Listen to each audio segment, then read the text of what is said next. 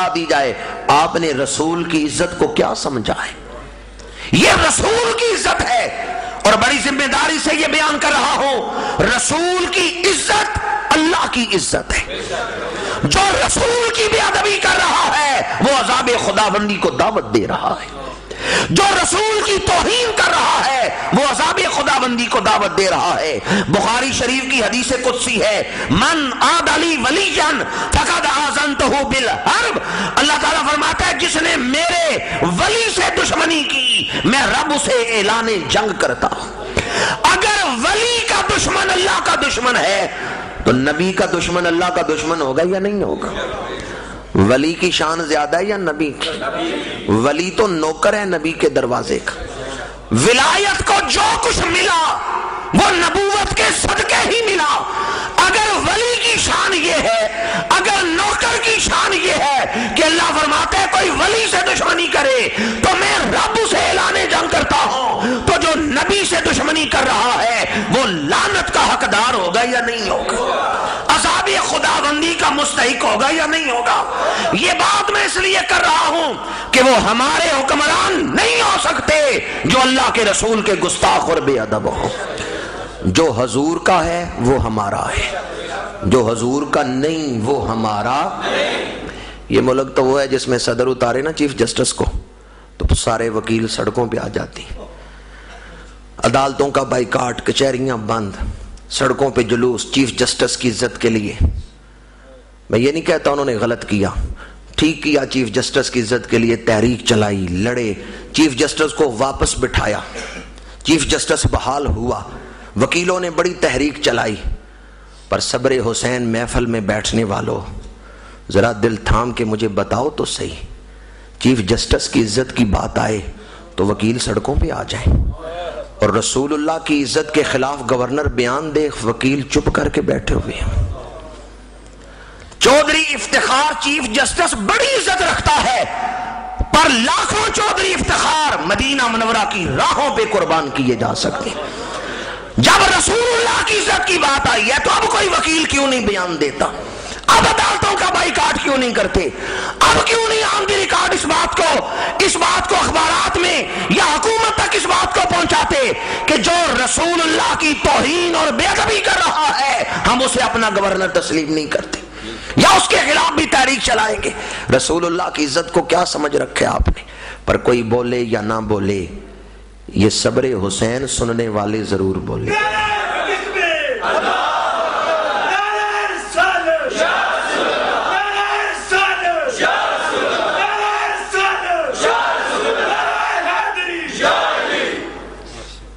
آپ احباب سے کوئی نعرہ لگوا کے زیب محفل یا رنگ محفل مقصود نہیں ہے، بلکہ میں تو آپ احباب میں ایمان کا، دلوں میں ایمان کا تحفظ چاہتا ہوں۔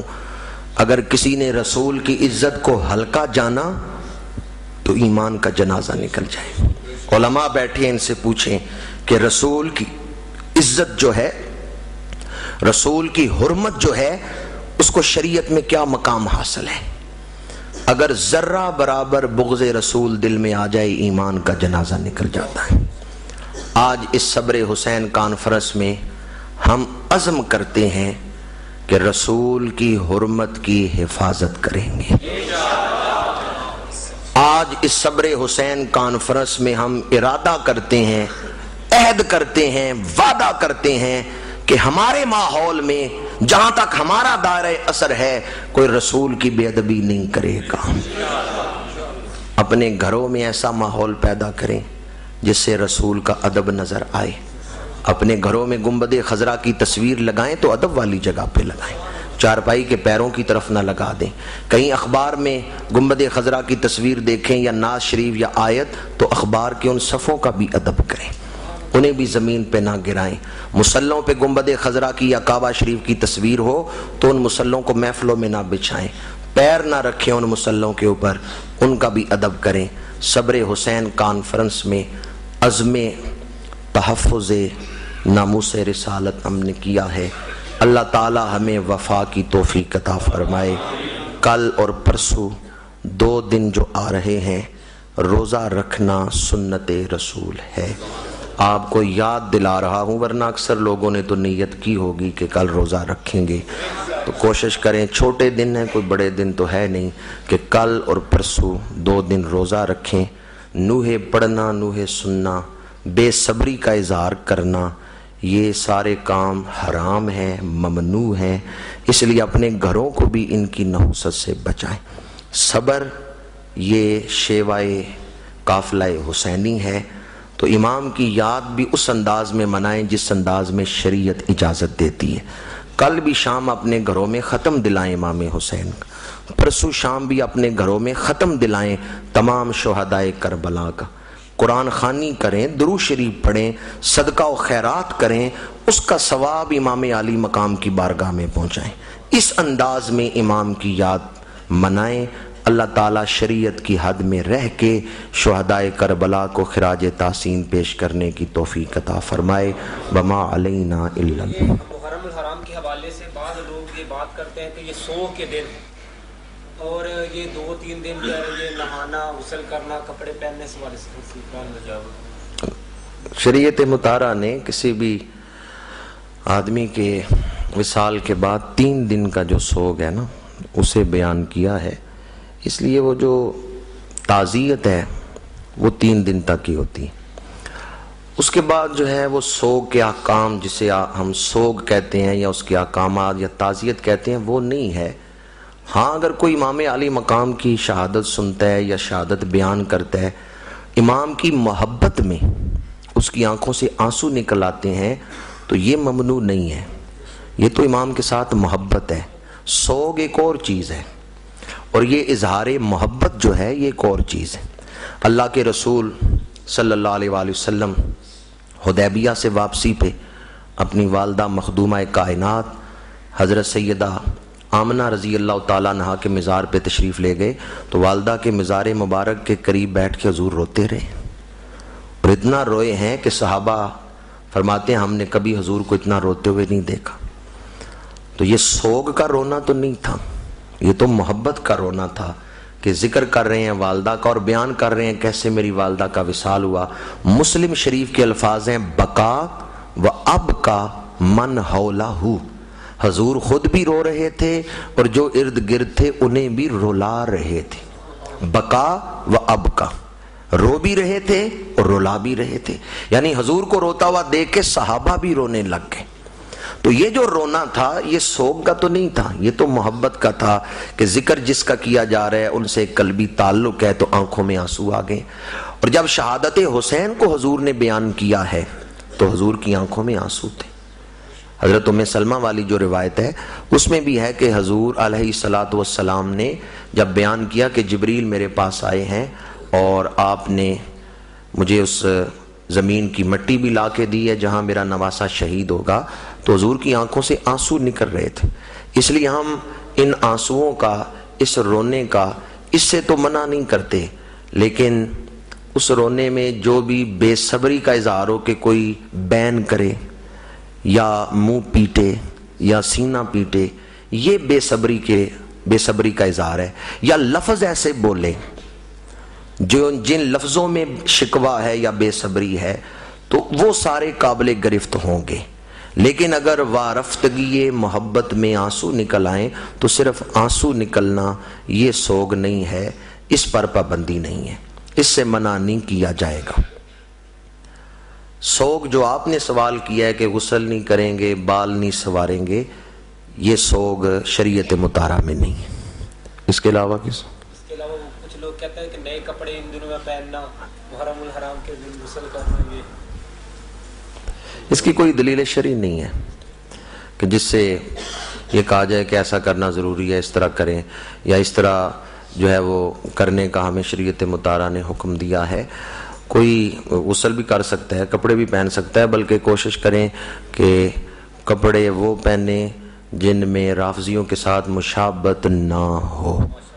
کپڑے ایسے نہ پہنیں، بعض لوگ سیاہ لباس پہنتے ہیں ان دنوں میں، تو سیاہ لباس جو ہے وہ کہتے ہیں جی ہم اظہار غم کے لیے پہن رہے ہیں، تو ان دنوں میں بالخصوص اہل سنت و جماعت کے افراد کو بھی احتیاط کرنا چاہیے کہ سیاہ کپڑے پہننا جو ہے وہ رافضیوں کے ساتھ مشابہت ہے، اس مشابہت سے اپنے آپ کو بچانا چاہیے۔ ویسے غسل کرنا، وضو کرنا یا صاف ستھرے اچھے کپڑے پہننا، اس سے کوئی ممانعت نہیں ہے۔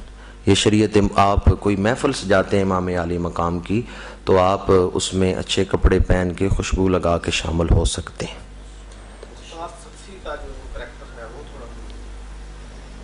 مختار بن عبیدہ،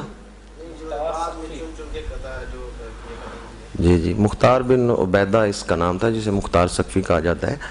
اس نے امام علی مقام کے جو قاتل ہیں ان سے بدلہ لیا تھا۔ ایک روایت یہ ہے کہ جب حضرت مسلم بن عقیل کو امام نے بھیجا تھا کوفے، تو جناب ہانی سے پہلے وہ مختار کے گھر ٹھہرے تھے۔ سب سے پہلے جو حضرت مسلم بن عقیل نے قیام کیا ہے وہ اسی مختار کے گھر کیا۔ اس وجہ سے بھی مختار کے ذہن میں یہ بات بیٹھ چکی تھی کہ وہ میرے مہمان تھے، میرے گھر وہ ٹھہرے تھے اور یہاں لوگوں نے ان کی بیعت کی تھی، تو اب میرے اوپر یہ ذمہ داری بنتی ہے کہ میں ان کا بدلہ لوں، ان کا انتقام لوں۔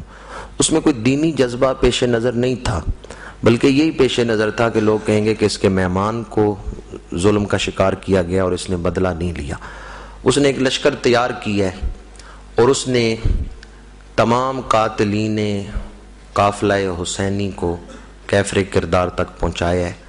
اب میں اگر وہ ان سب کا بیان کروں تو کافی وقت درکار ہے، لیکن میں آپ کے سامنے اس سارے واقعہ کا خلاصہ بیان کر رہا ہوں کہ اس نے عبید اللہ ابن زیاد کو بھی قتل کیا ہے، اس نے شمر کو بھی قتل کیا ہے، خولی کو بھی قتل کیا ہے۔ جن جن لوگوں نے امام علی مقام اور آپ کے رفقا کو شہید کیا ہے اس نے ان سب کو قتل کیا ہے۔ کسی کے دونوں ہاتھ اور پیر کاٹ کے پھینک دیے ہے، کسی کے جسم کو آگ لگائی ہے۔ اس نے شمر کے سامنے اس کا 18 سال کا جوان بیٹا قتل کیا ہے اور کہے اب پتہ چلا جوان بیٹے قتل ہوں تو کیا تکلیف ہوتی۔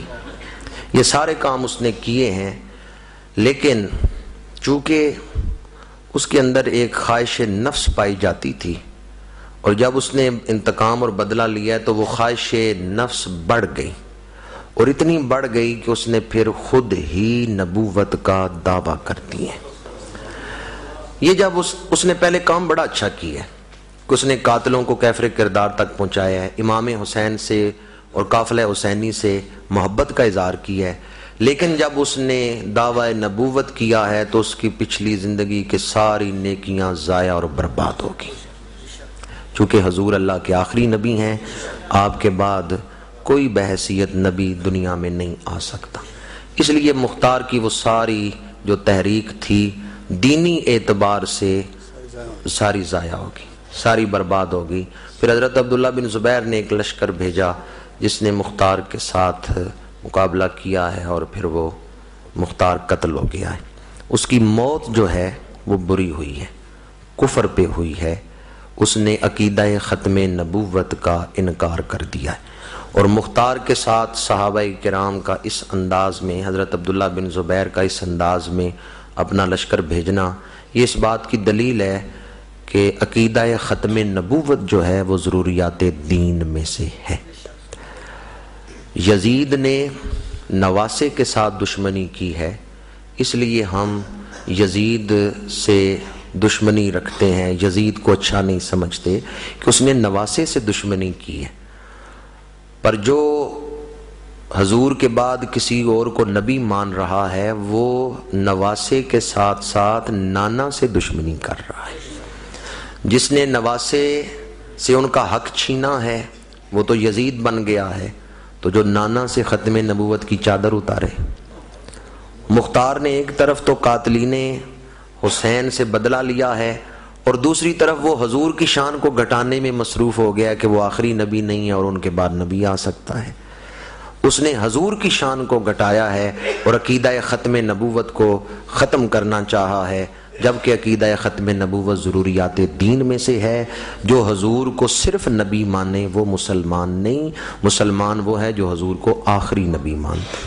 اللہ تعالی ہمیں اپنے نفسوں کے شر سے بچائے۔ وَنَعُوذُ بِاللَّهِ مِن شُرُورِ أَنفُسِنَا۔ یہ نفس بسا اوقات ایسے شر میں مبتلا ہو جاتے ہیں کہ زندگی کی ساری نیکیاں برباد ہو جاتی ہیں۔ یہی معاملہ مختار کے ساتھ بھی پیش آیا. اللہ ہمیں اپنی حفاظت عطا فرمائے. وما علینا الا البلاغ.